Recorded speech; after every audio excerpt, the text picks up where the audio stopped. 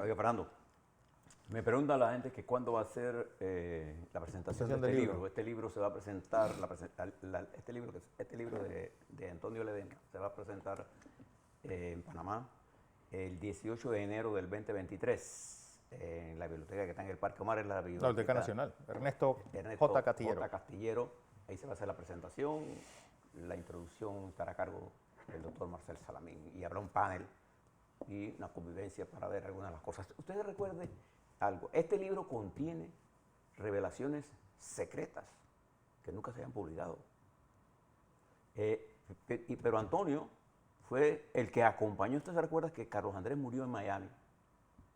Desgraciadamente. Y pasó más de un año en un litigio.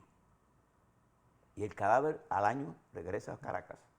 Y quien acompañó en el avión el cadáver de Carlos Andrés fue Antonio. Que fue su secretario privado. Además, es un puesto especial que se creó en la segunda presidencia y él tuvo acceso, tiene acceso, sin duda alguna, a las principales discusiones y sobre todo comandada por ese gran dirigente de ADECO que era el doctor Gonzalo Barrios, un hombre que yo siempre me recuerdo vivía en las colonias Las Mercedes, Caracas, y él era un hombre que nunca llegó a ser presidente, pero era el dirigente. Bueno, que había que consultar. Los dos partidos tenían dirigentes de... No, pero bueno, sí. En el primer mandato de Caldera, el presidente Caldera, en su más joven. Bueno, antes de Carlos Andrés. Fue un extraordinario. El siguiente mandato. Fue que se vino deteriorando el proceso. Bueno, él ni siquiera es candidato del COPEI en ese momento. Sí, él corrió por otra. La chiripera. Sí, exactamente. Y creo que esto es una lección. Los partidos desaparecieron y la democracia desapareció. ¿Se acuerdan que fueron a pelear contra el chavismo, teniendo como candidata a una reina de belleza? Margarita Sáenz. Era muy bonita. Sí, sí. Pero habían otros tiempos. Bien, de eso vamos a hablar, ¿verdad? De este tiempo.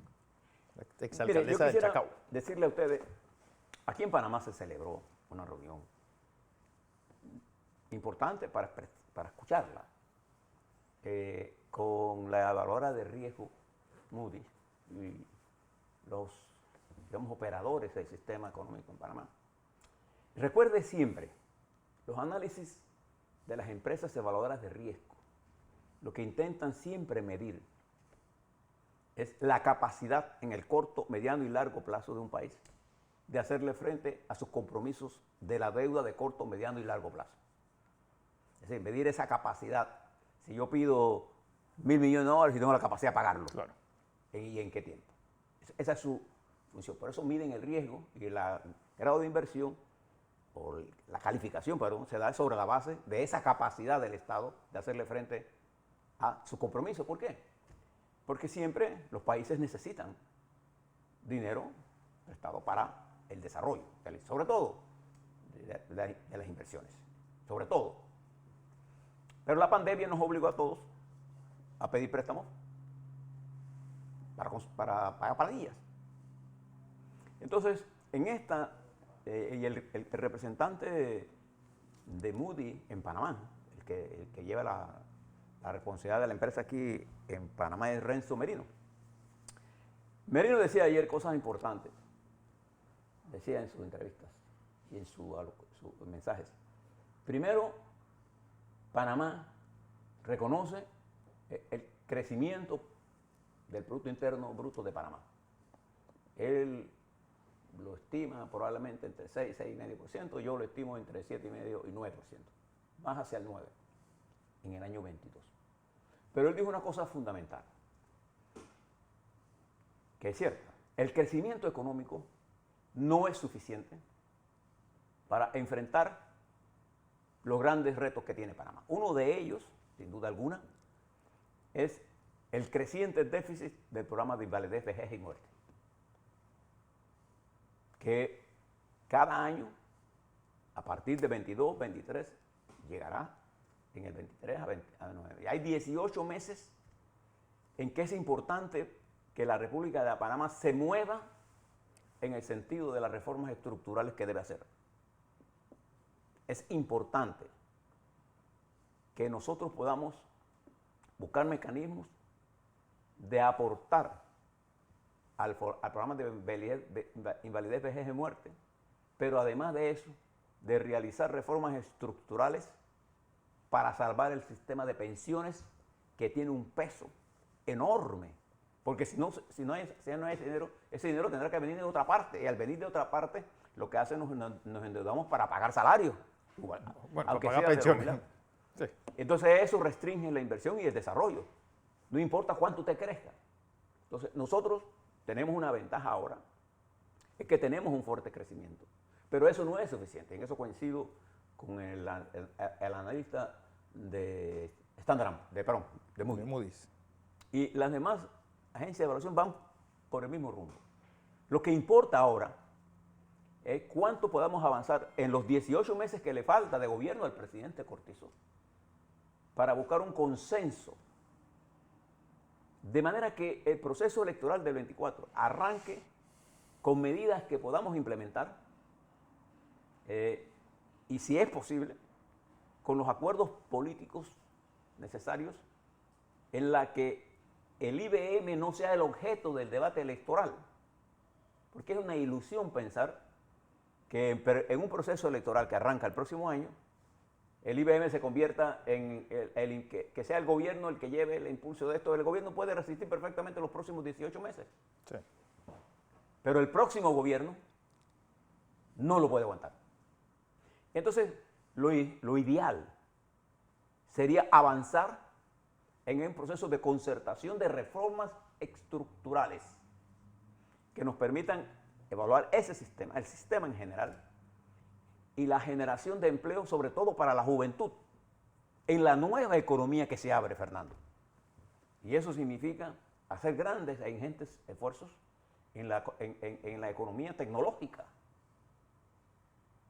Yo les decía a ustedes que las empresas tecnológicas tienen disponible para América Latina más de 2,5 millones de plazas. El problema es que nosotros no tenemos a nuestros muchachos preparados para esas plazas. Y los Estados Unidos se van a mover de China para el programa que ellos más cerca del nearshore, sí. Del consumidor. Del consumidor de ellos.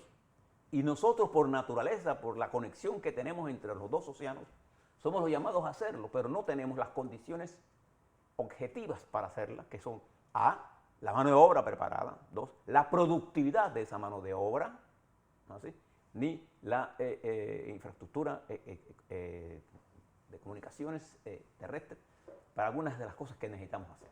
Entonces, estos 18 meses del presidente Cortizo son fundamentales. Es por eso que yo celebro lo que el presidente visitó en Colón. Celebro que nosotros estemos adelantando los proyectos de producción de energía a través del gas natural, porque son proyectos de alto nivel de eficiencia y porque además tienen un efecto en la estabilización del precio del mercado ocasional y un precio para bajar las tarifas eléctricas. Celebro la construcción de la ciudad de la salud. Pero esa ciudad que tiene una alta tecnología, un gran desarrollo, requiere de un nuevo modelo de gestión para poder hacerla eficiente. ¿Para quién? Para los usuarios del sistema. Los usuarios del sistema son los ex trabajadores, claro, de los sindicatos, de cualquiera que sean los sindicatos. Entonces tenemos que mirarlo para que ese hospital, esa inversión de más de $1.000 millones, sea eficiente. Pero también tenemos que resolver el problema de una de las empresas más importantes, que es el problema minero. La mina es un papel importante, juega un papel importante en el desarrollo de los próximos meses, como estabilizador, como una parte, voy a ponerlo más sencillo, una parte fundamental de esta elección. Les conviene al gobierno y le conviene a la mina tener un acuerdo para que nosotros podamos tener los ingresos del 22 y del 23 y reforzar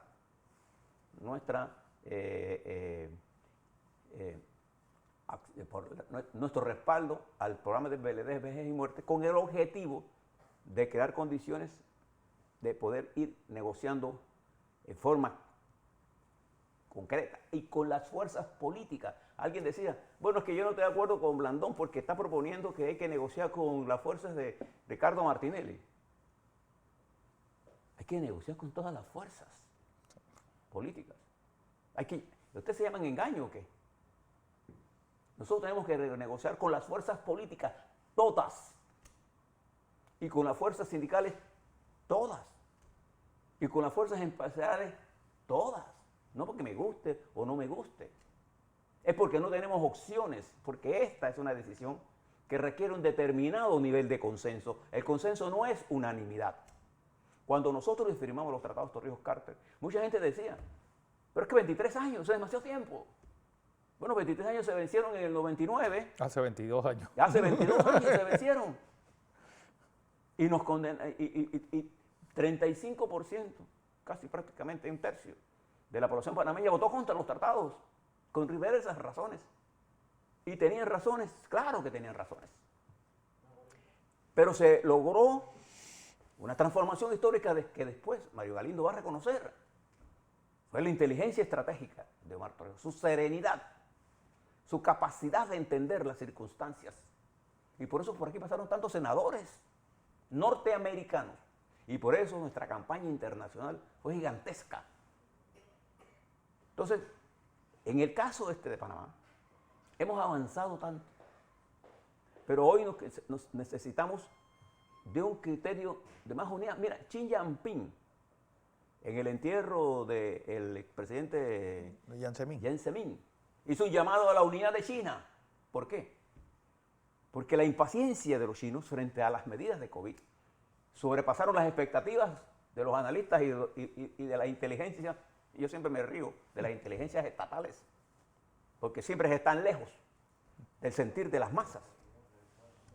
Las inteligencias dan unos mensajes extraños, porque no comprenden la dinámica política. Entonces, cuando se dan cosas como esta, uno no puede desperdiciar, no, porque es que eso lo dijo una agencia del imperialismo, porque así usted verá gente hablando de esto.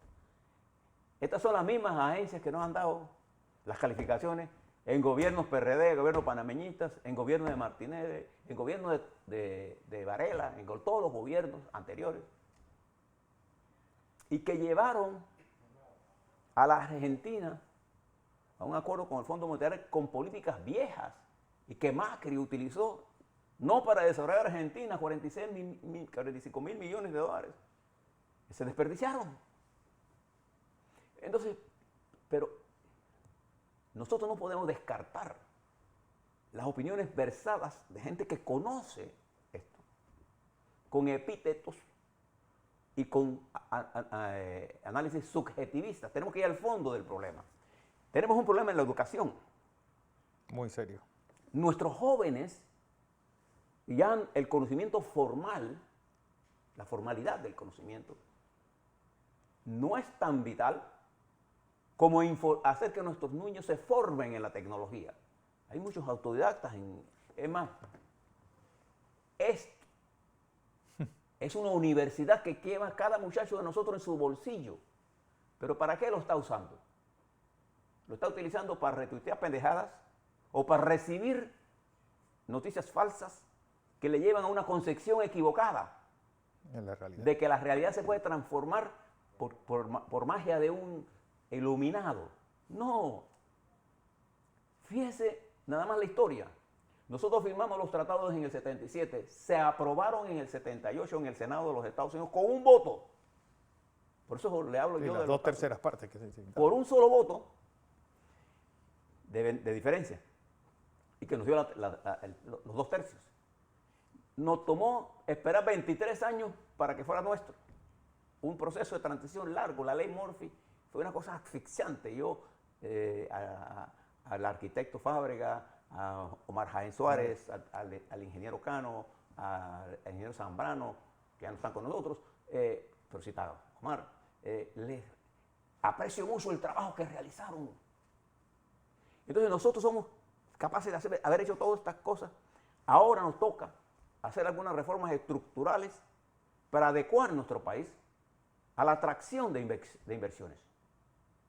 Y eso pasa por determinar cuáles son las cosas importantes. A, IBM, 2, tenemos que resolver el problema de mineros, tenemos que resolverlo. Hay gente que le está dando vuelta a eso.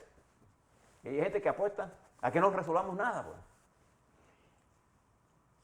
Los acuerdos que el gobierno tiene sobre esto son excelentes.